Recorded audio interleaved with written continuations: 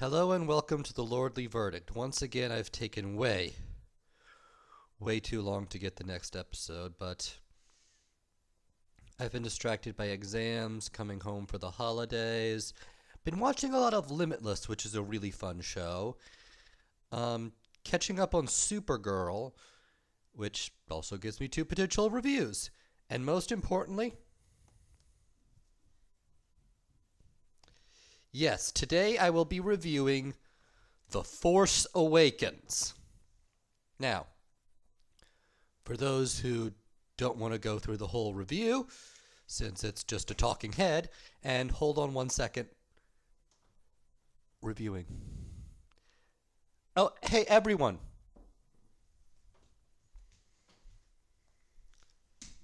This is my little brother. You cannot hear him because he's not on the mic. Yeah, as I said, I'm home for the holidays. Thank you, Matthew. This is going to take a while. So,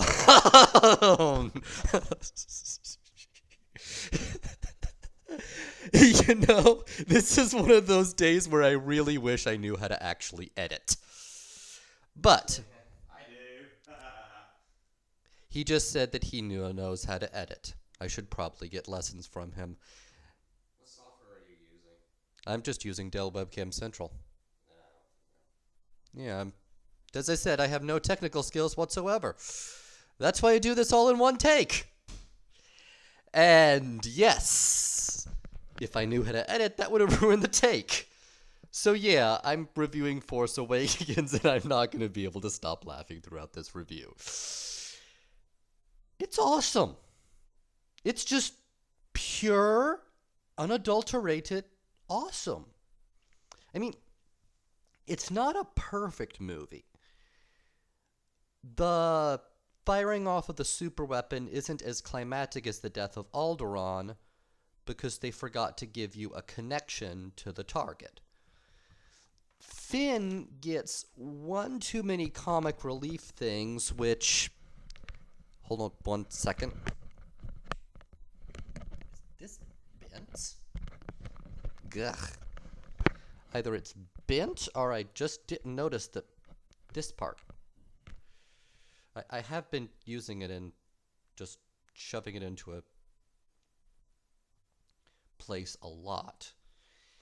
Anyway, Finn is used for one too many comic relief scenes, which isn't actually bad writing, but it does come across as vaguely unfortunate since they decided to make Finn black. That said, the actor himself is very good at what he does, and honestly, he nails the comic relief scenes out of the park. It's actually one of the things that I was going to bring up. This film does, compared to episode 1, this film avoids all the many flaws. For instance, this has no comic relief character. There is no character in the entire film that I can look at and say, this character is just here for comic relief. Instead, and this is a sign of damn good writing, damn. Yeah, I curse a little bit. Each of the characters takes comic relief scenes, and the comic relief comes mainly through banter. Honestly, Matthew really helped with that. It comes across as what just happened with Matthew. A bunch of people who care about each other who just love to torture each other. Even Finn's comic relief comes mainly from him being an everyman character, not an idiot. He's really out of his depth in this, and it shows. But he's working hard to help, and he's indispensable, and people care about him. It's very important to contrast with Jar Jar Binks, who multiple times you look at and say, why the heck is he in this movie? Seriously, the one thing they needed Jar Jar Binks for was accomplished. I'm sorry, I'm trying to block the light with my head. Was accomplished pretty much immediately, and it turns out he was entirely incapable for. C-3PO, the other comic relief character, his comic relief was because he was part of a duo with R2-D2, and he was actually indispensable since without him, R2-D2 couldn't speak to anyone. And not only that, his comic relief was a lot of times from him bantering with R2-D2 and going, "Oh my god, why are we doing this?" I mean, he's not too useful, but at least he doesn't get in the way. And I appear to be part bird. Okay, just make sure not to move your head, Mitchell. Make sure not to move your head. Okay. Let's see. What's next? Oh, yes. The film has heart. See, Star Wars is at its best not when it's just about killing an evil empire. It's about the characters within. Even the evil empire is given character by using Kylo Ren as its thing. I mean, you don't care about the Empire overall. You care about Darth Vader, who just walks in and owns every scene he's in. There's a giant battle. He just walks and goes, bam, bam, boom, boom, boom. You're all dead. I don't care about the lasers flying everywhere. None of them will dare touch me because I'm Darth frickin' Vader. And I am the most awesome person in this film. Kylo Ren. He walks in as, I'm Kylo Ren, and I'm the most awesome person in this film. His first scene is him razing a village to the ground. Take his stone and saying, kill everyone. Just open up and kill them all. His stormtroopers aren't just an army of clones. No. They're brainwashed people he's kidnapped. Which is also why Finn is black. There's actually even a line acknowledging it where they say, we should have used clone troopers. My troopers are the best in the business. And you don't care about the overall rebellion. You care about Princess Leia. You care about General Leia. Yeah, she gets to appear. She's awesome. You care about Han Solo. You care about Ren. You care about You care about Finn. You care about Rey. You care about Poe. And they make sure to give these characters personality and use them as a visage. Moreover, they don't get along. The characters aren't a true family yet. This is the film where they're trying to learn to know each other. They have honest conflicts with each other. They disagree. And that was in the original film. Han Solo kept trying to get any point he said, say, I'm getting out of here. And this comes across. Luke didn't want to destroy the Empire until they destroyed his home. Until they killed Obi-Wan. They get that.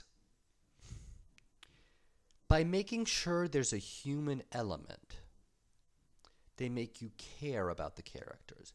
And that was lacking in Phantom Menace. The Trade Federation, they have no charisma. They just consist of two guys in a room going, we must destroy the Jedi! Yes, how can we destroy the Jedi? Use our incompetent minions! I mean, there's jokes about the stormtroopers having terrible marksmanship, but God, the battle droids were completely incompetent. They had no threat to them. The Trade Federation has no threat because it's just two CEOs in a room with funny voices. Even Darth Maul, he lacked a sense of threat because he barely has a line of dialogue. He's actually played by a stuntman. No, I'm not kidding. I looked up. He was played by a stuntman. He couldn't act. He's only introduced much later in the film, and he essentially gets his big money shot with, I have 2 lightsabers! Oh my gosh! He doesn't have a personal connection to the heroes. And Qui-Gon's death lacks meaning because all the growth with him was off screen. Obi-Wan had been working with Qui-Gon for years. There's no reason to... We never get to see him learn to love Qui-Gon, so it doesn't hit as hard.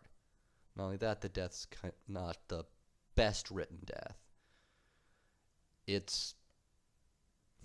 I mean, they tried to hit the notes, but it didn't impact as much as the death of Obi-Wan later on, where it's much more a heroic sacrifice.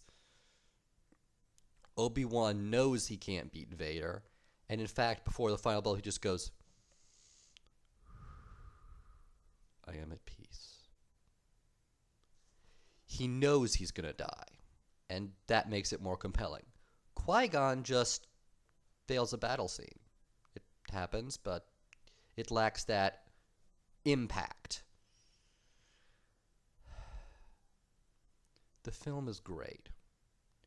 It has heart. It has soul. It has good humor that comes from the characters. And it comes from the characters being unable to deal with the situations they're in. There's actual dramatic tension. There's a much more definite character arc. No scenes feel wasted. I mean, in Phantom Menace, the whole thing on Tatooine was wasted. I mean, the whole pod racing scene really could have been cut. Seriously, imagine if when they went to Tatooine and they saw Anakin, they got their engine fixed. Then they saw Anakin was like, to defeat him, you must accomplish 12 tasks. You must... They use the Jedi mind trick. Anakin comes with them. Bing, bang, boom, done. In fact, now that I think of it... What is it? Oh, yeah. In Return of the Jedi, the Jabba scene was also filler. I mean, it was good filler, but it could have been cut. Still, it was really good filler, much more so than Tatooine. I think George Lucas has a problem sometimes with... Because Return of the Jedi was the first film where he had less oversight. I think he has a problem sometimes with padding. It happens sometimes. I mean, even King Kong has padding. The Peter Jackson version, mind you. Let's see. But, yeah. In Force Awakens, nothing like that happens. There's no scenes where I really think this is padding. And the one scene where they have to go out of their way is used to just give them breathing room, which is also a really important thing in the movie. Each of the characters in the scene gets a nice little chance to sort of culminate their arc before the big climax. And that's what breathing room is for. In Tatooine, who really gets development? Nobody. I mean, Qui-Gon and Obi-Wan already have reached their peak of caring about each other. Anakin is important, but this is just his introduction. Padme gets set up for the Anakin thing, but it also comes across as creepy because he's like 10 and she's like 20. It's creepy. It's not cute. Yeah.